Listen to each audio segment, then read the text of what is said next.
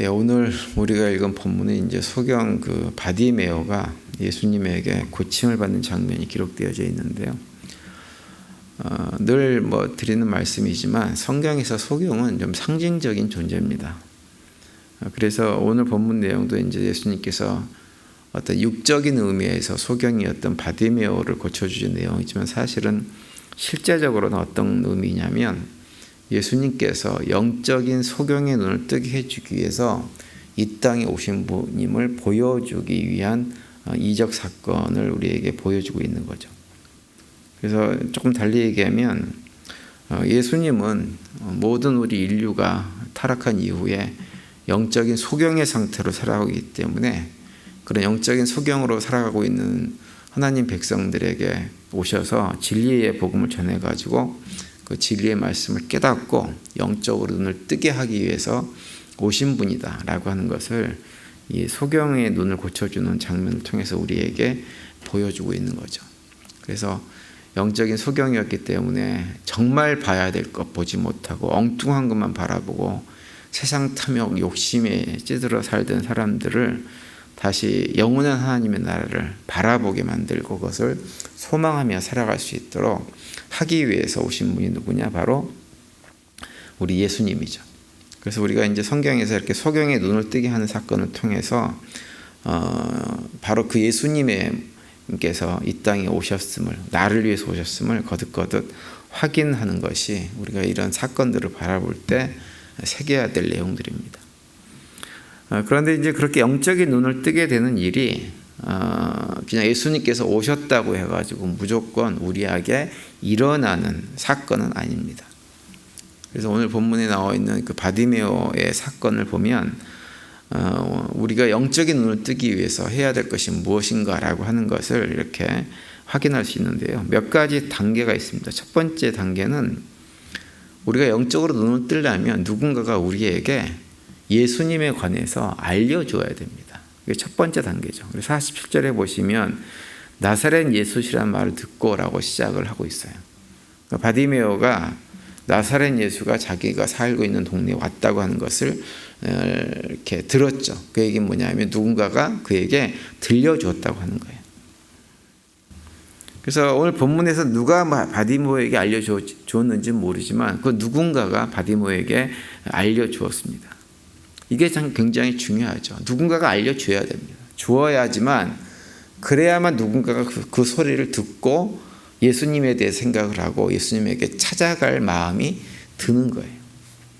그래서 로마서 10장에 보면 10장 14절 15절에 보면 이렇게 말씀하고 있죠.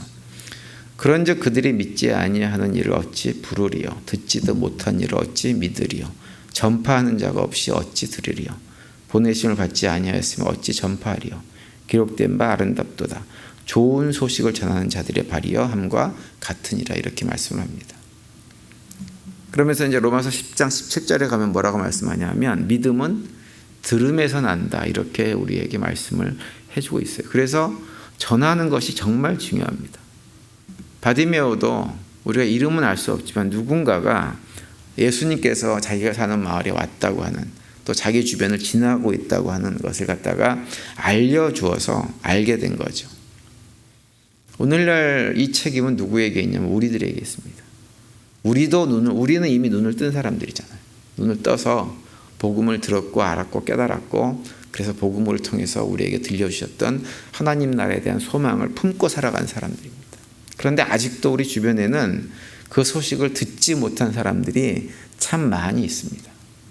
그냥 귀동냥으로 그냥 이렇게 막연하게 들은 사람들이 있을 수 있어요. 많이 있죠.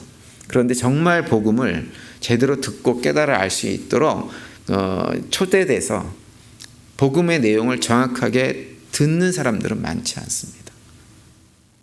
그래서 저는 우리 교회 성도님들이 그냥 신앙생활 하면서 주일날 예배 드리고 새벽기도 드리고 나 신앙생활을 혼자 잘하는 것으로 만족하지 마시고 교회가 닿는 대로 주변에 영적인 눈이 어두워진 사람들에게 이렇게 눈을 뜨게 만들어주기 위해서 복음의 소식을 전해주는 사명들을 감당하는 그런 삶을 살 수 있게 되기를 바랍니다. 그리고 두 번째로 이제 해야 될 것은 뭐냐면 복음을 이렇게 예수님에 대한 소식을 들었으면 외쳐야 됩니다. 오늘 본문에서 보면 바디메오가 예수님을 향해서 소리쳐서 외쳤죠. 47절 후반부에 보면 소리질러 이르되 다윗의 자손 예수여 나를 불쌍히 여기소서라고 크게 소리를 쳤다고 기록하고 있습니다. 바디메오가 예수님을 향해 가지고 예수님 나 좀 불쌍히 여겨주세요라고 소리쳤어요. 우리가 믿음을 가지고 구원을 얻게 된 출발점은 무엇이냐면 내가 얼마만큼 불쌍한 존재인가, 불쌍한 처지에 앉아있는가라고 하는 것을 아는 것입니다. 그걸 아는 것이 굉장히 중요해요. 그것이 뭐 소경이든지 귀머거리든지 아니면 귀신이 들렸든지 내가 지금 어떠한 처지에 있구나라고 하는 것을 인정하는 거예요. 다시 말하면 하나님의 도움, 예수님의 도움이 없이는, 그분의 인도하심이 없으면 나는 내 삶은 망한 인생입니다라고 고백하는 거예요. 인정하는 것입니다. 바디메오가 예수님을 향해서 외칠 수 있었던 것은 자기의 처지를 알았기 때문이고 그걸 인정했기 때문이에요. 그래서 예수님을 향해서 소리를 친 거예요. 그런데 그냥 외친 것이 아닙니다. 48절을 보시면 이렇게 되어 있죠. 많은 사람이 꾸짖어 잠잠하라 하되 그가 더욱 크게 소리 질러 이르되 다윗의 자손이 나를 불쌍히 여기소서 하느니라, 이렇게 기록하고 있어요. 사람들이 바디메오를 꾸짖어 가지고 조용히 하라고 얘기했습니다. 그러자 바디메오는 그 얘기를 듣고 조용히 한 것이 아니라 어떻게 했어요? 더욱 크게 소리를 질렀어요. 그 얘기는 뭐냐면 자기가 죄인이라고 하는 것, 자기가 소경이라고 하는 것을 크게, 오히려 더 크게 고백한 거예요. 예수님께서 나를 고쳐주지 않으면 나는 이 지경으로 망할 수밖에 없는 존재입니다라고 하는 것을 사람들은 조용히 하라고 하는데, 사람들은 감추라고 얘기하는데, 사람들은 시끄럽다고 얘기하는데 나는 아니에요. 나는 소경이고 주님이 나의 눈을 뜨게 해주지 않으면 내 인생은 망한 인생입니다라고 더 크게, 정말 더 뼈저리게 고백하고 있는 것입니다. 그때 어떤 일이 벌어지느냐? 눈을 뜨게 되는 역사가 일어나는 거예요. 복음서에 보면 예수님도 그렇고 세례요한도 그렇고 처음에 사역을 시작할 때 외쳤던 선포가 있죠. 그것이 뭐냐면 바로 회개하여라, 하나님의 나라가 가까이 왔다라고 하는 거예요. 마태복음 4장 17절에 보시면 이렇게 되어 있죠. 그때부터 예수께서 회개하여라, 하늘나라가 가까이 왔다 하고 선포하기 시작하였다, 이렇게 말씀을 하고 있습니다. 예수님도 세례요한도 모두 회개할 것을 선포했어요. 하나님 나라를 경험하는 것, 다시 말하면 소경, 귀머거리, 귀신 들린 사람들이 치유형을 받고 하나님 나라를 제대로 보고 복음을 제대로 깨달아 알 수 있게 되는 것은 출발점이 무엇이냐? 회개하는 것이라고 하는 거예요. 제가 이미 몇 차례 말씀드렸지만 회개라고 하는 것은 무엇이냐면 동의하는 것이라고 했어요. 하나님께서 우리를 향해서 너는 죄인이다, 그러니 회개하라 그러면 어떻게 하는 거냐면 맞습니다, 하나님. 저는 죄인입니다. 하나님의 은혜, 주님의 도우심이 아니면 저는 이대로 망할 수밖에 없는, 망하는 길을 걸어가고 있는 그런 존재입니다라고 동의하는 것. 그것이 무엇이냐면 회개인 거예요. 그런 동의를 하게 되어지면 우리 삶 속에 새로운 역사가 일어나는 거예요. 바디메오가 바로 그러한 동의를 하나님께 한 거죠. 하나님, 저는 눈이 멀어서 이대로는 망할 수밖에 없는 존재이고 이제는 하나님의 도우심, 하나님의 인도하심만이 나를 살리는 길입니다. 내가 이제는 소경의 상태로 더 이상 살지 않겠습니다. 그러니 내 눈을 뜨게 하셔서 정말 하나님 백성으로 살게 해달라고 자신의 죄를 회개하고 고백한 거예요. 거기에 반해서 우리가 잘 알고 있는 바리새인들 같은 사람들은 그렇게 하지를 않았죠. 자신들이 소경이라는 사실을 알지 못하고, 자신들이 귀머거리라는 사실을 알지 못하고, 자신들이 모든 것을 다 본다고 생각했어요. 그래서 얼마나 자기 삶이 떳떳했는지 모릅니다. 그래서 외치지 않았죠. 오히려 외치지 않고 어떻게 했어요? 주장하고 자랑했어요. 본인들이 본다고 주장하고 볼 수 있다고 자랑했습니다. 그래서 종교적인 행위들은 열심히 해서 뭐 하나님 나라의 백성인 것처럼 삶을 살았지만 정작 어떻게 됐느냐 하면 예수님께서 전해주시고자 하는 하나님의 나라는 전혀 경험하지 못하고 결국 끝까지 눈먼 자로, 귀머거리로, 귀신 들린 자로 삶을 살아갔던 사람들이 바로 바리새인들입니다. 그래서 그런 사람들은 예수님께서 말씀을 선포하실 때 선포된 말씀을 듣고 회개하냐면 회개하지 않죠. 오히려 그 말씀을 통해서 그 복음의 말씀이 오히려 자신들의 진짜 모습을 폭로해 버리니까 자신들의 모습이 폭로되는 것을 분노해 가지고 예수님께서 자신들을 인정해 주지 않는다고 하는 그것 때문에 예수님을 미워하고 결국은 죽음의 자리로까지 몰아버리는 그런 일들을 해버리고 말아버립니다. 자기 의에 빠진 종교인들, 자기가 본다고 생각하는 사람들, 자기가 들을 수 있다고 생각하는 사람들, 그렇게 스스로 자기 의에 빠져 있으면 오늘날도 마찬가지지만 정말 무서운 종교인이 되고 말아버린다고 하는 것을 바리새인들의 모습을 통해서 확인할 수가 있어요. 그래서 우리가 신앙생활을 하면서 가장 경계해야 될 것은 무엇이냐면 회개하지 않는 마음입니다. 다른 말로 얘기하면 자기의 교만으로 가득 찬 마음들을 우리가 정말 경계해야 됩니다. 그런데 내 의가 아니라 내 안에 있는 죄악된 모습들, 하나님의 은혜의 손길이 아니면 도저히 해결되지 않는 그런 불쌍한 모습들을 제대로 발견한 사람들은 어떻게 하느냐? 예수님께 나아가서 예수님 나를 고쳐주세요 라고 탄식하고 고백하고, 그리고 나랑 비슷한 처지에 있는 사람들을 어떻게 생각하냐면 불쌍히 여기면서 함께 손잡고 주님 앞으로 달려나가게 되어집니다.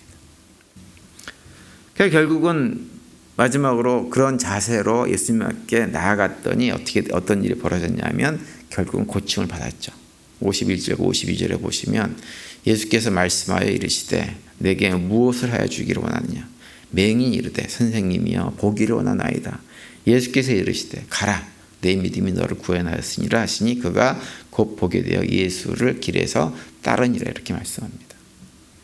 우리도 우리의 모든 죄를 회개하고 내려놓고 주님 보게 해주세요, 보게 해주세요라고 주님께 부르짖으면 주님께서 우리의 눈을 열어주실 것입니다. 사실은 우리가 지금 보고 있는 것은 다 보는 건 아니에요. 육체적인 연약함이 있기 때문에, 타락한 본성이 있기 때문에 아직도 봐야 될 것이 많이 있습니다. 그래서 우리는 그 누구도 내가 다 봤다라고 아무도 얘기할 수 없어요. 목사인 저도 마찬가지예요. 모든 것을 다 깨달았다 이렇게 얘기할 수 없습니다. 그래서 우린 여전히 주님 더 보여주세요, 더 눈을 뜨게 해주세요 라고 기도하면 주님께서 마치 예수님께서 바디메오를 눈 뜨게 해주셨던 것처럼 우리의 눈도 뜨게 해줄 것입니다. 그리고 오늘 본문에 보면 바디메오가 눈을 뜨고 나서 무엇을 했냐면 예수의 길을 따랐다라고 말씀하고 있는 거예요. 다시 말하면 이제는 과거 자신이 망하는 길로 살았던 그 삶을 살지 않고 예수님 바라보고 예수님 믿음을 따라가면서 예수님과 동행하는 삶을 살았다라고 하는 거예요. 사실 눈을 뜨게 되어지면 과거의 삶으로 되돌아가서 그 삶을 살 수 없습니다. 하나님 나라를 알게 되어지면, 복음을 알게 되어지면 더 이상 이 땅의 것, 잠시 잠깐 있다가 사라진 안개와 같은 것들의 메인 삶을 살 수가 없게 되어지죠.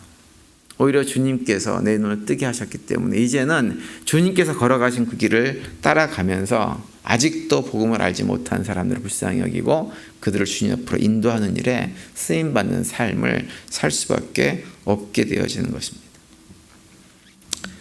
다시 한번 말씀드리지만 우리가 예수를 믿고 하나님의 자녀가 된 것은 누군가가 우리에게 복음을 전해 주었기 때문입니다. 그래서 우리가 복음을 듣고 회개하고 눈과 귀가 열려서 그래도 지금 이만큼이라도 눈을 뜨고 귀가 열려서 복음 안에서 삶을 살아가게 된 것입니다. 오늘 하루 지내시면서 우리의 눈을 열어주셔서 영원한 하나님 나라를 바라볼 수 있게 해주신 그 주님께 먼저 감사드리고 우리도 신실함으로 주님의 제자의 삶을 살아가시는 가운데 특별히 아직도 누군가가 눈과 귀가 열려있지 않는 사람이 있다고 한다면 그들에게 복음을 전하는 자로 삶을 살아가는 우리 모두가 될 수 있게 되기를 간절히 바랍니다.